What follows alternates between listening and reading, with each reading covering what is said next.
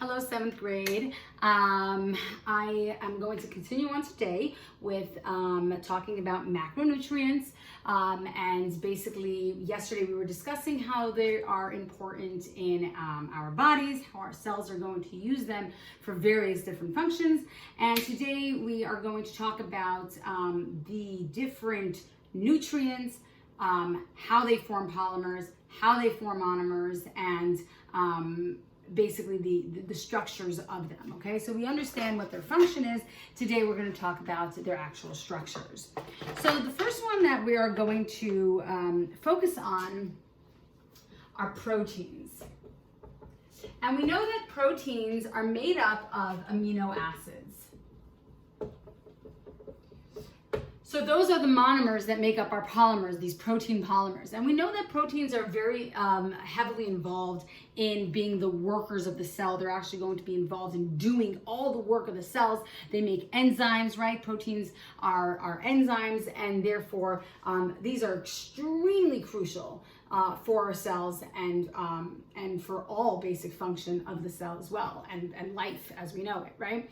And so when we talk about having proteins and being made up of amino acids, it's very important to understand what that structure is, right? What actually is an amino acid? How does that come about to form a protein, okay? So normally in class, if I were to teach this in class, I'd have you guys actually draw them out using the Bohr's model illustrations. So it sometimes takes a couple of days to go over it. So obviously I'm not going to do that here in this class. So I actually kind of want you to follow along and draw this along as I'm doing it on the board. So I'm going to go slow so this way you have the opportunity to be drawing it as I'm drawing it, okay? So the structure, the chemical structure of an amino acid is basically like this. So we have a nitrogen. And nitrogen is connected to a carbon, which is connected to another carbon. By the way, these lines are indicating that there are 2 electrons there. And we're going to actually draw out the Bohr's model because I want you to see how the structure comes about. This nitrogen is also connected to a hydrogen, which is also connected to another hydrogen. This carbon is connected to a hydrogen. And it's connected also something called an R group down here. I'm going to discuss that with you in a second. And then it's connected to an oxygen and a hydrogen up here. And it's double bonded to an oxygen down here. And by the way, this oxygen over here is bonded to that hydrogen. But a lot of times it's written out as OH because it's a given that the H is connected to the oxygen without that extra line there. But I'm going to draw that out so that you can actually see that that is in fact a bond. So what I'm going to do now is I'm actually going to draw this out as with our Bohr's model so that you can see how it is that these bonds, and I do hope I have enough room on this board, but for whatever it is, we'll just do what we can. I just wanted to get to this R group right here before I actually get into the Bohr's model drawing. So this R group, actually, the reason why it's called an R group, and the reason it's called R group, I think it's because it's, it stands for something. It stands for something I can't remember offhand right now. But basically the reason why there's an R group down here is because this actually changes for all different kinds of amino acids. There are 20 amino acids in total, okay? And depending on, it's kind of like, think about the alphabet, right? We have 26 letters in the alphabet, and those 26 letters can form various thousands and thousands and thousands of different words, right? And so the same thing with these amino acids. We have 20 different amino acids, meaning this structure up here with the nitrogen and the carbons and the oxygen and the hydrogen, that's your basic structure, okay? All amino acids are gonna have that basic structure. But where there's gonna be variation is going to be down here in the R group. And depending on what that variation is, now we're able to create various different proteins, right? So if I have the letter A, N, and D, right? Putting those all together, now I have the word and, right? And so those letters can be mixed up and you throw an S in there, now you have sand, right? You mix it up and you can create other words with those letters, right? The more letters you have, the more words you could create. So we have 20 different amino acids, 20 different variations that if they're put together in different ways, they can create all sorts of different proteins. And again, like we said, these proteins become enzymes, they become workers. These end up becoming what ends up being the workers of the cells, and they can do various different jobs depending on what the amino acids were that actually formed them, okay? So that's why it is so crucial to have this R group down here, because that allows for variation of the different proteins that come about in the cell, okay?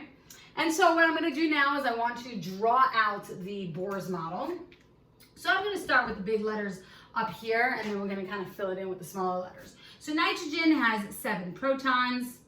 The first shell always has 2 to fulfill the duet rule. The second shell, so if I have 7 minus 2, I'm going to end up with 5. So 1, 2, 3, 4, 5. By the way, because it has 5 and we know it wants to achieve the octet rule and it wants to end up with 8 ultimately, right? We know it's going to bond 3 times, right? Because if there's 5, right, and it wants 8, it needs 3 more electrons, which means it needs 3 more bonds. And by the way, as you keep working with these different elements and drawing them out and seeing, eventually you'll realize that as soon as you have a nitrogen up there, you know there needs to be 3 bonds. As soon as you have a carbon up there, you'll know there needs to be 4 bonds. As soon as you have a hydrogen, you'll know there needs to be 1 bond. As soon as you see an oxygen, you'll know right away there needs to be 2 bonds. Why? Because based on how many are going to be in its valence shell, right?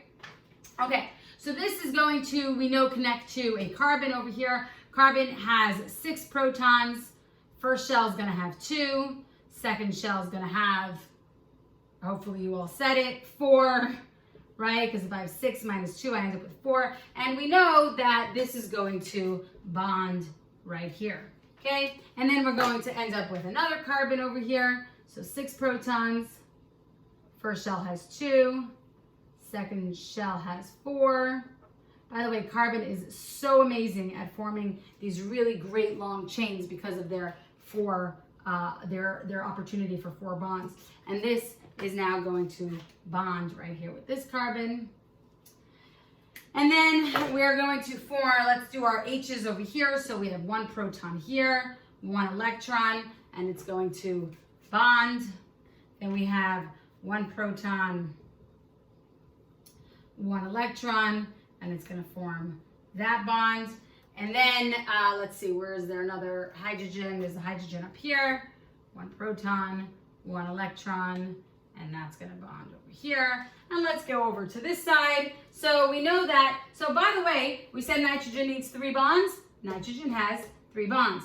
It fulfills the octet rule. This is good. Carbon wants 4 bonds. Right now we have 3 because we haven't gone down to this R group. So right now we have 3. We know it needs 1 more bond, and that's where we're going to get to with our R group. But first, let's move over here. So carbon is going to connect to an oxygen up here. So let's draw out the oxygen. Oxygen has 8 protons. First shell has 2. Ugh, my drawings aren't going to be so good. First shell has 2. Second shell has 6, right? Because 8 protons minus 2 would be 6. Electrons minus 2 is 6. So 1, 2, 3, 4, 5, 6. But so we know that it has 6. It wants to need 8, so it needs to have 2 more. So here it will bond with our carbon. And then up here we have a hydrogen with 1 electron, and we're going to create that bond. So here's where you have your OH. Then you see 2 lines down here. That indicates that there's a double bond. Remember, we said that carbon wants to bond 4 times. Well, right now, it bonded here, there's 2 more bonds left, but it's going to bond to an oxygen, and oxygen wants to have 2, and so once that carbon will double bond to oxygen, oxygen will be happy because it has the 2 bonds. Carbon has fulfilled all 4 of its bonds, so it will be happy as well. So let's just draw another oxygen down here. And by the way, if I'm going a little bit fast, this is stuff that we have already spoken about on numerous occasions in class, so you should all be very familiar with how this is going to work. Now, what we're going to do down here with the R group is we're just going to write the letter R, and we are going to just put one electron and we're gonna bond that here. This is not the way it works, okay? Because this could be a hydrogen.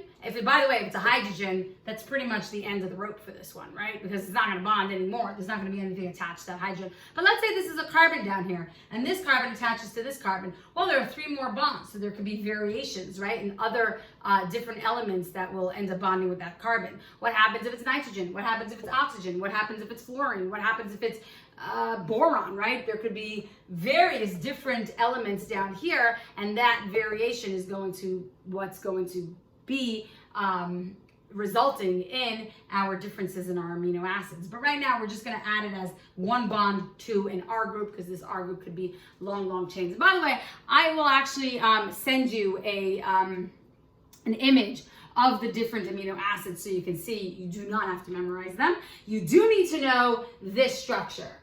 Okay, you do need to know the basic amino acid structure with your nitrogens and your carbons and your hydrogens and your oxygens. Absolutely need to know that there's an R group down here, but I'm going to actually send you all 20 different ones, and you're going to just to see the differences in the R group, because I'm sure you're all so curious about what these R groups look like, right? But if you are or you aren't, I'm going to send it to you anyway. Take a look at them, see that there is going to be differences in the bonds down here. But right now, we're just going to connect it that way. So you see how each of these are going to bond in different ways, and that's going to get you ultimately to this structure right here, this amino acid, okay? By the way, in class, what I would have you do is actually figure it out. I would give you the structure and have you figure out how to do all the bonds, but I guess for, a video class, I'm just gonna show it to you, and hopefully you wrote that in your notes, because on a test, you're going to have to write it for me with all the electrons, okay? All right, so we see how all these bonds are actually satisfied. Everybody, let's, forget the R group, but all these bonds, everything is satisfied. So the question arises, well, if all of these are satisfied, right, and this is the basic structure to an amino acid, and I'm going to add, this is basically, when we talk about the basic structure of an amino acid is a monomer. This is basically saying that this entire structure right here, or this one down here, but it's just easier to show it this way, this entire structure is an amino acid. So if this entire structure is an amino acid, well, we know that all the bonds are satisfied. Everything here is satisfied. So how are these monomers going to attach to each other? We said that monomers are going to come together to form polymers, right? They're going to want to attach to others of its kind, of the same kind, to create these polymers. But how is that going to happen if every single one of these has met the octet or the duet rule, right? If you look at hydrogen, there's no bond here. There's no bond here. There's no bond here. There's no bond here. There's no bond here. Everything is satisfied. This carbon, this nitrogen, this carbon. Now, again, so you would say, oh, it's the R group. They're going to connect to the R group. But again, remember, this is the basic amino acid structure. Okay, which means that there's going to be variation. If there's variation in the R group, right, this is not going to be that structure that's down here. It's not like it's going to have this structure and then down here another one of that structure, another one of that structure. Then there's no variation, right? It's just going to be basically the structure, right? So it's not going, the R group is going to be satisfied in its own way, right? It's going to have its own different structures. But the question remains, there's nowhere to bond. So how are these monomers coming together? How are these different subunits going to form polymers? So I'm actually going to end here, because to get into that answer, it's going to be a whole topic of discussion. We're going to talk about that tomorrow. I'm actually going to put a question on your assignment, which is not something I taught during this lesson, but something I'd like for you to look up. Okay, because I'd like you to do, we haven't been doing a lot of, we haven't been doing homework in the sense that we do in class, where I have you do research. I'd like you to do some research, okay? So what I want you to do is I want you to go online and don't copy and paste. Write it in your own words so that I know that you somewhat understand it. I want you to look up what is dehydration synthesis. Dehydration synthesis, so it's DEH, Y-D-R-A-T-I-O-N, synthesis, S-Y-N-T-H-E-S-I-S. Dehydration synthesis. I want you to look it up. And by the way, I'm telling you this now so that because it's going to be on your assignment. When you get onto your assignment, I want you to put that information on there. It will be one of your questions. So get that answer. Do some research now before you get to your assignments. All right. Have a wonderful day. I will see you later.